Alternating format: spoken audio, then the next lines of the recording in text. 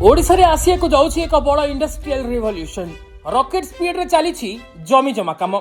31 बड़ प्रकल्प को मिली संपूर्ण मजूरी, जहाँ पई सरकार जमी देबाकू निष्पत्ति नैछंती।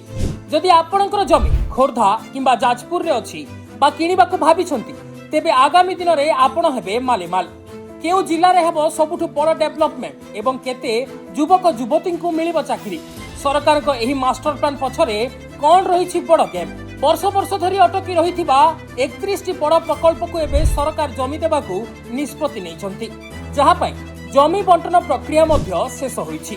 विशेष करी खोर्धा, कटकर चौद्वार, जाजपुर एवं पश्चिम ओडिशार झारसुगुड़ा और संबलपुर भली अंचल रे एही प्रकल्प गुड़िक आरंभ होबाकू जाउछि।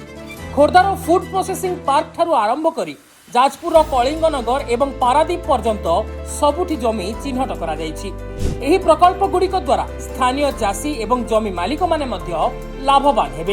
एही प्रकल्प गुड़िक मध्यरे खाद्य प्रक्रियाकरण, एल्युमिनियम एवं टेक्सटाइल शिल्प भली क्षेत्र रहिछि। एहा द्वारा प्राय 12,000 रु अधिक लोकंकु प्रत्यक्ष बा परोक्ष भावे नियुक्ति मिलिबार आशा करा जाउछि।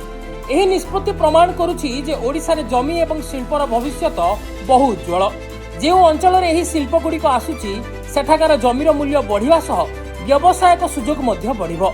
आपण जदि सही अंचलर बासिंदा किंबा सेठारे जमी नेबाकू चाहुचंती, तेबे एहा आपणक पई एक सुवर्ण सुजोग। शिल्प बढ़िले ही समृद्धि आसीबो। आपणक जिल्ला रे केउ शिल्प आसीबा दरकार कमेंट रे निश्चय जणांतु। पुणी देखा एमिति एक गुरुत्वपूर्ण खबर सहित।